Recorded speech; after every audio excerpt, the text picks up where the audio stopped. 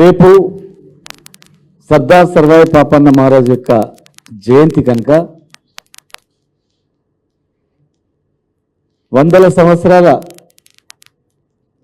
పోరాటంలో ఏ ప్రభుత్వం 70 సంవత్సరాల పైన స్వాతంత్రం వచ్చినా ఆ రోజు నుంచి కూడా సర్వాయి పాపన్న మహారాజ్ చరిత్రను ఏ ప్రభుత్వం కూడా వెలుగులోకి తీసుకురాలేదు. జయంతి వర్ధంతి ఉత్సవాలను చేయాలని చెప్పి ఎన్ని డిమాండ్లు ఉన్నా కూడా ఎవరు పట్టించుకోలేదు. కానీ మేము అధికారంలో ఉన్నప్పుడు సర్వాయి పాపన్న జయంతి వర్ధంతిలను అధికారికంగా చేయాలని జీవో ఇచ్చినాం. సర్వాయి పాపన్న కోటను ఒక పర్యాటక కేంద్రంగా తీర్చిదిద్దినాం. గోల్కొండ కోటను పరిపాలించినటువంటి రాజు వరంగల్ కోట, భువనగిరి కోట 33 కోటలను జయించి రాజు అనేటువంటి ఆయన చరిత్రను పాఠ్య పుస్తకాలు చేర్చాలని చెప్పి కూడా కొంతవరకు చేసినాం. మరి ఆ విగ్రహాన్ని ట్యాంక్ బండ్ పైన ప్రతిష్టాపించాలని చెప్పి ఒక గౌడ సోదరులే కాదు, చాలా మంది అన్ని కులాలు, ఎందుకంటే ఆయన సైన్యము ఒక కులమని కాదు, అన్ని కులాలతో సైన్యం ఏర్పాటు చేసి రాజు అయినటువంటి చరిత్ర. రాజు అంటే ఆ రోజుల్లో క్షత్రియులే రాజు కావాలి, మిగతా వాళ్ళు రాజరికం చేయనిక లేదనేటువంటి దానిలో ఆసియా ఖండంలో భారతదేశంలోనే మరి క్షత్రియుడు కాకపోయినా మేము రాజెందుకు కావద్దని రాజు అయినటువంటి చరిత్ర గల సర్వాయి పాపన్న విగ్రహాన్ని అన్ని వర్గాల క్షత్రియుడు తప్ప మిగతా వాళ్ళందరినీ కలుపుకొని రాజు అయిన చరిత్ర ఉంది కనుక ఆయన విగ్రహాన్ని పెట్టాలని డిమాండ్తో మేము విగ్రహాన్ని ఏర్పాటు చేయడానికి ట్యాంక్ బండ్ దగ్గర జీవో ఇవ్వడం జరిగింది.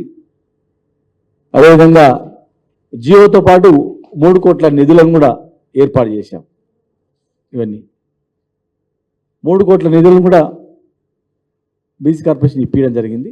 మరి రేపు జయంతి ఉంది కనుక ఈ ప్రభుత్వం ఎలక్షన్ మేనిఫెస్టోలోనే వాళ్ళు ఇచ్చిన హామీలోనే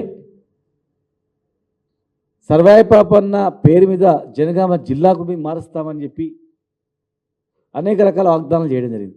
కనుక రేపు జయంతి ఉంది కనుక, మొట్టమొదటి జయంతి కనుక ట్యాంక్ బండ్ దగ్గర విగ్రహం స్థలానికి జీవో ఇచ్చిన స్థలానికి తర్వాత నిధులు అవన్నీ కూడా గవర్నమెంట్ నుంచి మేము శాంక్షన్ చేసినాం కనుక రేపు సర్వాయి పాపన్న జయంతి కనీసం భూమి పూజనన్నా కేటాయించిన స్థలంలో చేయాలని, ఒకవేళ విగ్రహం ఇంత తొందరగా ఏర్పాటు చేయలేమంటే టెంపరీ విగ్రహం కూడా రెడీగా ఉంది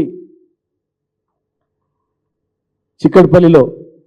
మరి మీరు అడిగినా ఇస్తారు, లేదంటే మేము అడిగినా మాకు చెప్పినా మేము ఇప్పిస్తాం. టెంపరీగా ఒక విగ్రహాన్ని కూడా అక్కడ ఇమ్మీడియట్గా ఏర్పాటు చేస్తే ఒక హామీ మీరు ఇచ్చింది ఈ వర్గాలకు ఇచ్చినటువంటి హామీ కూడా నెరవేర్చడానికి చెప్పుకోవడానికి అవకాశం ఉంటుంది. కనుక రేపు అక్కడ కనీసం భూమి పూజన చేయండి, ఒక పెద్ద ఫోటో పెట్టిన ఒక ఫోటో పూజ చేసి ఆ స్థలం దగ్గర చేయాలని సర్వాయి పాపన్న జిల్లా అని చేస్తున్నారు కనుక రేపు జయంతి రోజే మీరు అనౌన్స్ చేస్తే ఇంకా బాగుంటుందని చెప్పని, అదేవిధంగా వైన్ షాప్లలో రిజర్వేషన్ కూడా 20% పెంచుతామని చెప్పి మీ మేనిఫెస్టోలో ఉంది, మీరు ఇచ్చినటువంటి హామీలలోనే ఉంది కనుక మరి ఆ ఇచ్చిన హామీని కూడా ఈ కులానికి సంబంధించింది కనుక రేపు ఆ 20% పెంచినట్లు బార్ అండ్ రెస్టారెంట్లో వైన్ షాప్లలో 20% పెంచినట్లు జీవో ఇచ్చినట్లయితే ఆయన ఆత్మ ప్లస్ ఆయన అభిమానులకు ఈ వర్గాలకు చాలా సంతోషంగా ఉంటుందని చెప్పి మేము ప్రభుత్వాన్ని డిమాండ్ చేస్తూ ఉన్నాం. దయచేసి ఆ ఇచ్చిన హామీను నెరవేర్చుకొని వాళ్ళ చిత్తశుద్ధిని రుజువు చేసుకోవాలని చెప్పని మేము ప్రభుత్వాన్ని డిమాండ్ చేస్తాం. ఇంకా చాలా ఉన్నాయి, అది బీసీ వర్గాలకు ఇచ్చినటువంటివి అనేక సంక్షేమ పథకాలు, అవన్నీ ఈరోజు మాట్లాడడం. రేపు క్లియర్గా ఆయన జయంతి కనుక ఆయన పేరు మీద ఇచ్చిన హామీలు నెరవేర్చాలి రేపు అని చెప్పి మేము అడుగుతా ఉన్నాం. కొత్తగా స్థలం రాసిన అవసరం లేదు, నిధులకు వెతుక్కోవాల్సిన అవసరం లేదు.